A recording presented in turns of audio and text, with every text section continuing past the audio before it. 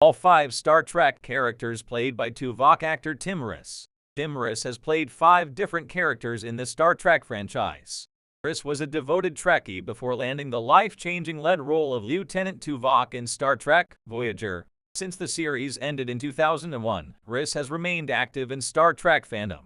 In addition to writing extended universe content, Tim also provided voice acting for various games and even directed 2 fan productions. While Russ is forever synonymous with Tuvok, he played 3 other Star Trek roles before he was cast as the USS Voyager's Vulcan security chief, and Russ made a surprise appearance in Star Trek Picard Season 3.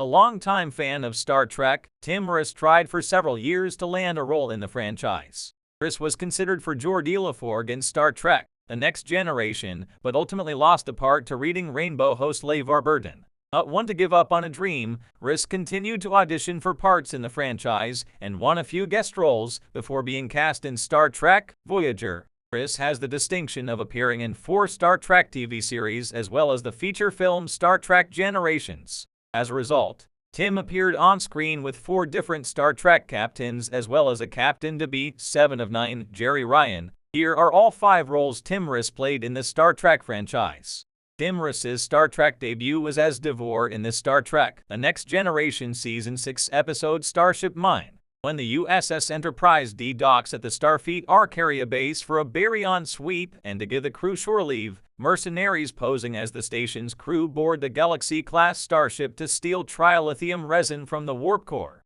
Trilithium is a highly volatile substance that can be used by terrorists to manufacture explosives. Captain Jean-Luc Picard, Patrick Stewart, returns to the Enterprise to grab a saddle and finds himself against the Marauders. Devore is the first mercenary that Picard encounters. After extracting information from him, Picard leaves Devore unconscious in the sickbay where he is later killed by the baryon sweep.